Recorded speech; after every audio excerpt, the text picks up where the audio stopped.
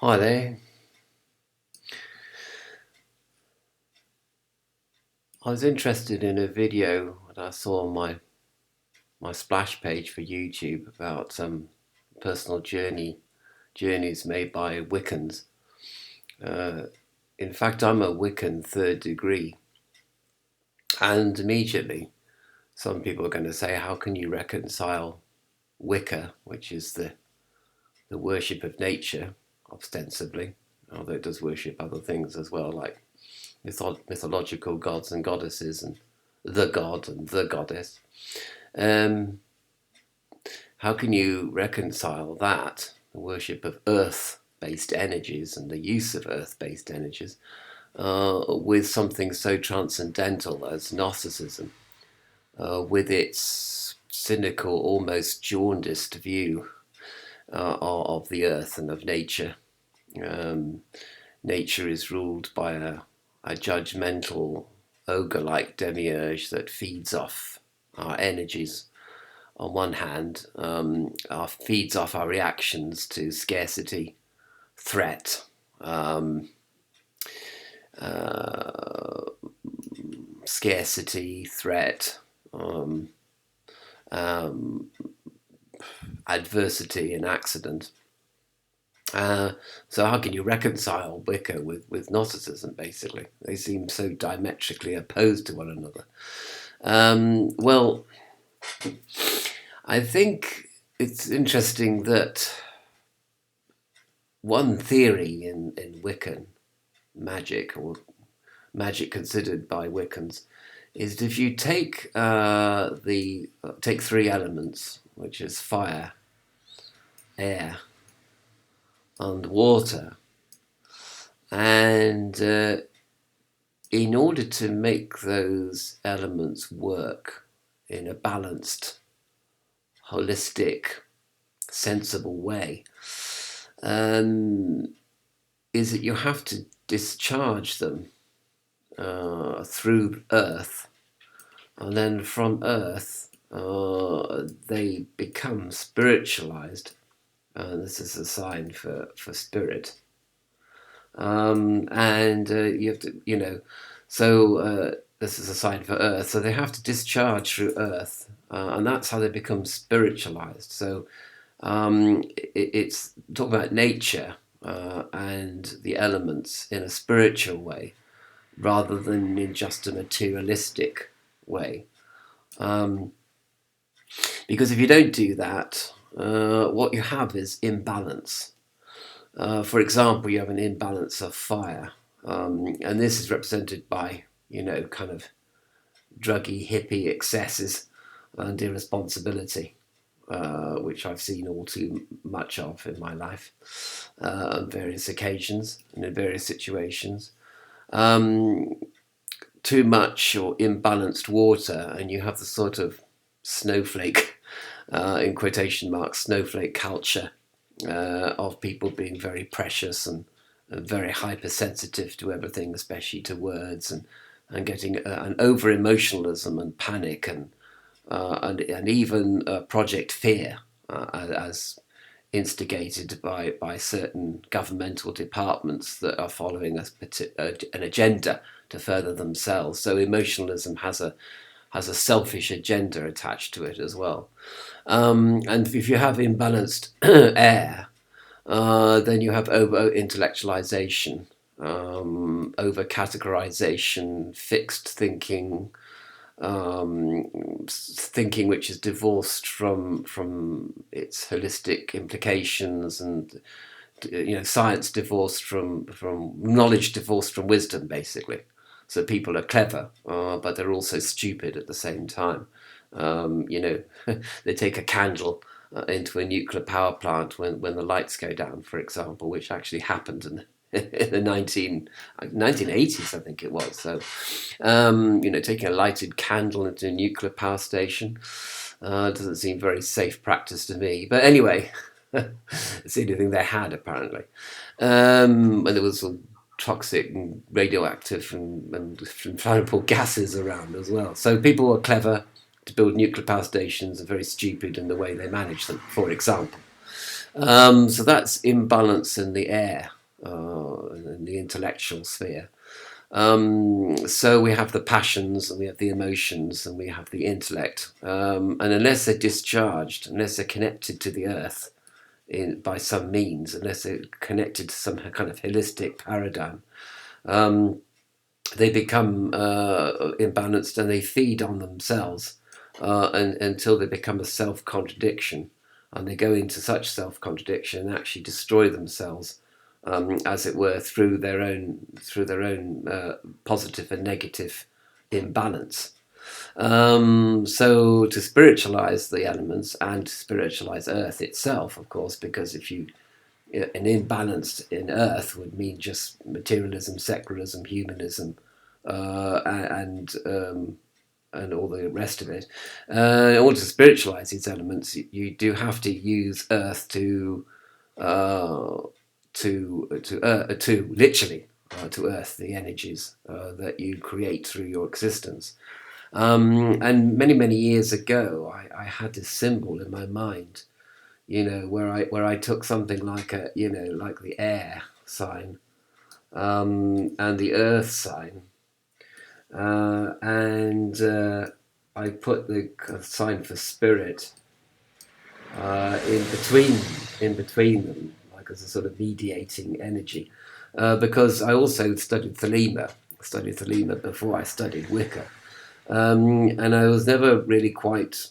I was trying always to reconcile air and earth with spirit, trying to reconcile, trying to look at the life of Aleister Crowley from a spiritual way, but also from a sort of intellectual way and from a common sense sort of way, which seemed to me that he was imbalanced in many of the elements. Too much intellect, too much passion, too much emotionality, on one hand, and he wasn't connected to the earth on the other, which led him into all sorts of trouble.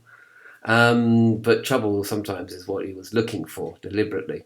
But ultimately, I wanted to kind of spiritualize Earth, and Earth spirituality, if you like, and to be aware of earthing spirituality on one hand and spiritualizing Earth on the other, in an intellectual way, and then using this balance to stimulate fire, the fire of invocation, and to become aware of certain emotions, and to integrate certain emotions as a result of the releasing of balanced fire.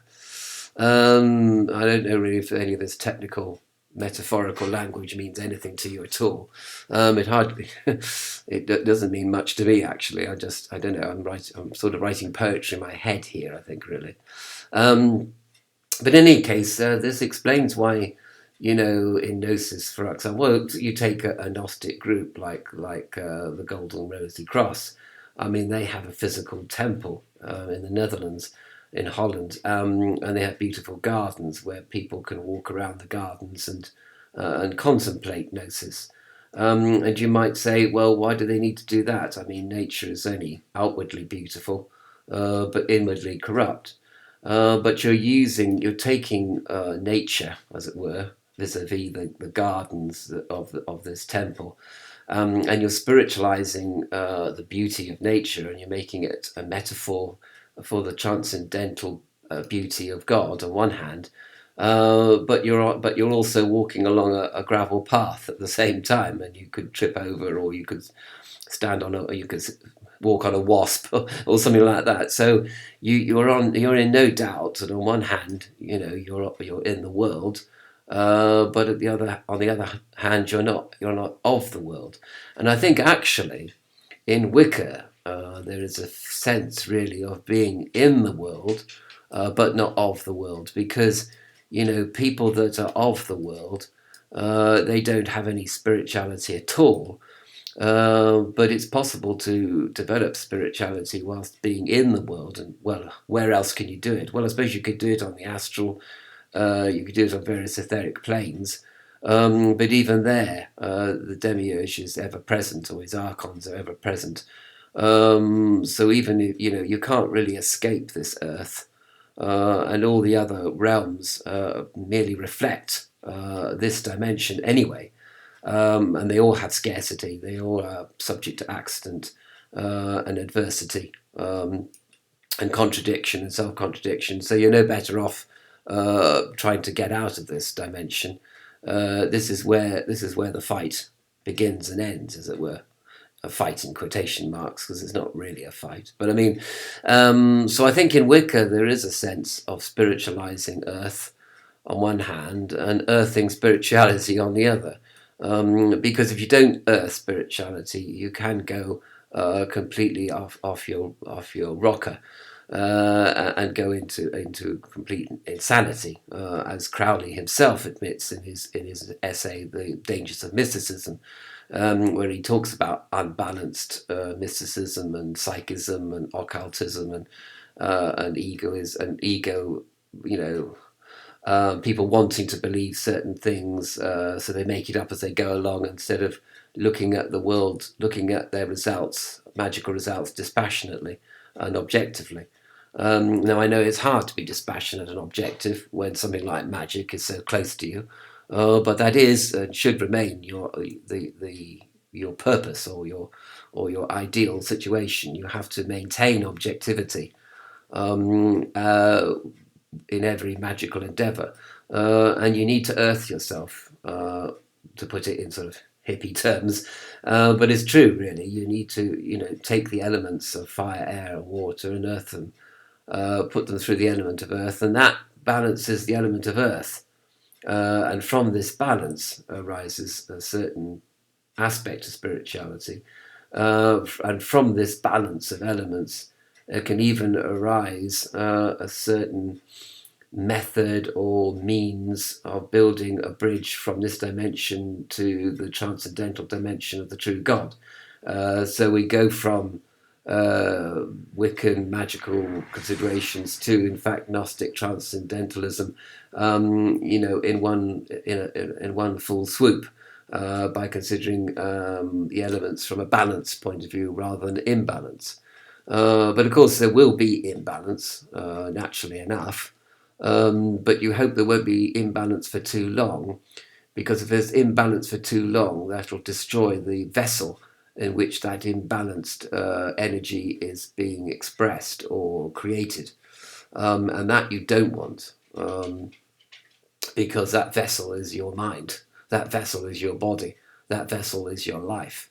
Okay, and as the life of Aleister Crowley it reveals, you can get into serious trouble if you harm the various vessels of your mind and your body, and perhaps you can come back to me and say, oh well, it doesn't matter about the vessels; they're expendable, they're collateral damage.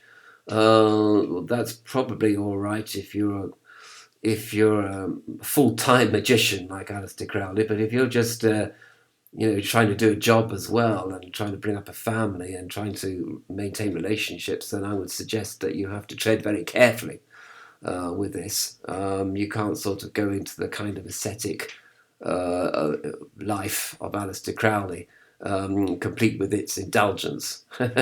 He was an ascetic and an indulgent, and a libertine at the same time, you see. But that's not the kind of lifestyle that everybody can attain.